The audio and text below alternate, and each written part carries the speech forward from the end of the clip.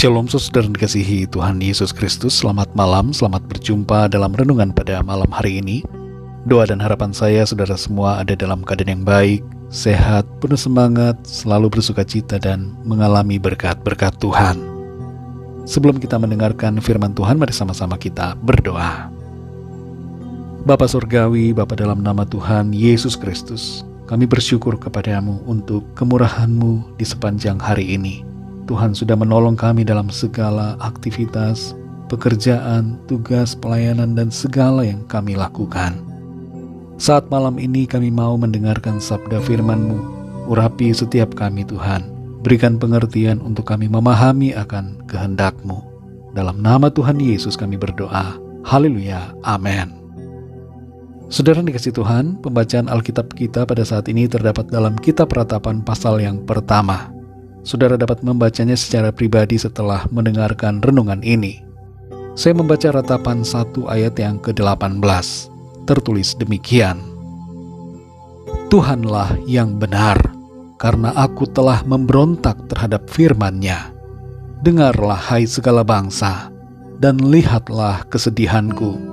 Darah-darahku dan teruna-terunaku pergi sebagai tawanan.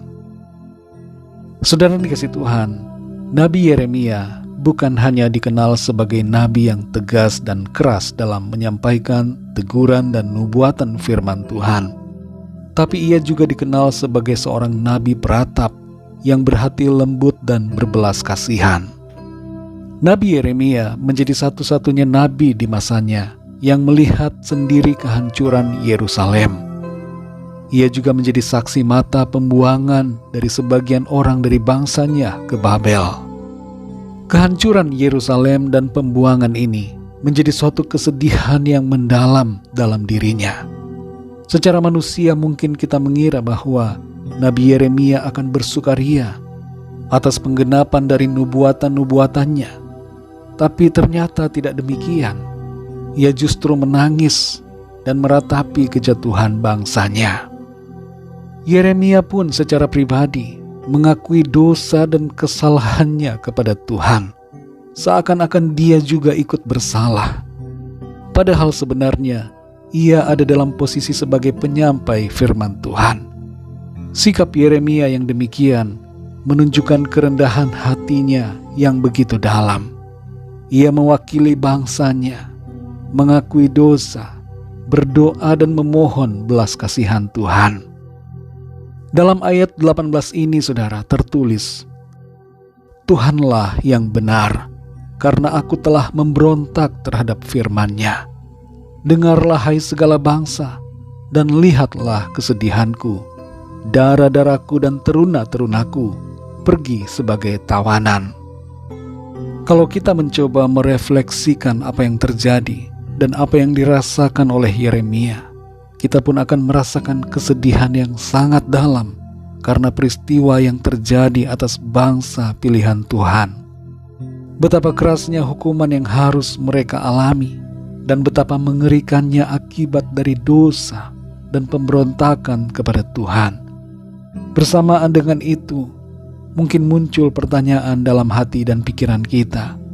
Mengapa Tuhan membiarkan semuanya itu terjadi? Di mana Engkau Tuhan?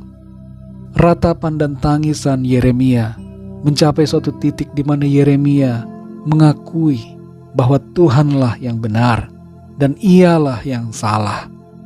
Bangsanya lah yang telah bersalah karena telah memberontak terhadap Tuhan. Saudara dikasihi Tuhan, ayat ini berbicara kepada kita semua agar kita tidak dengan begitu mudah menyalahkan Tuhan atas semua peristiwa yang terjadi dalam hidup kita. Kita perlu menyadari dan mengakui bahwa Tuhanlah yang benar.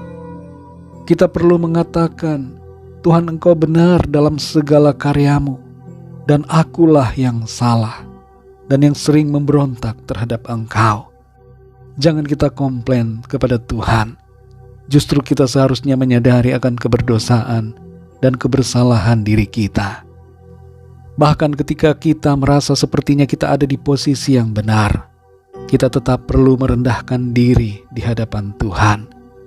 Mari belajar untuk tidak menyalahkan Tuhan, tapi introspeksi diri kita pribadi, serta berubahlah menjadi seturut dengan apa yang Tuhan mau atas kita. Mari kita juga, saudara, memiliki empati dan belas kasihan terhadap situasi penderitaan yang terjadi di sekitar kita.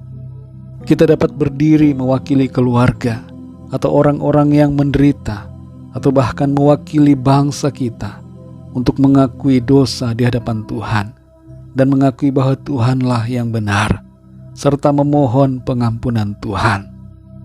Percayalah, saudara, bahwa Tuhan itu mengasihi dan mau memulihkan serta memberkati kita.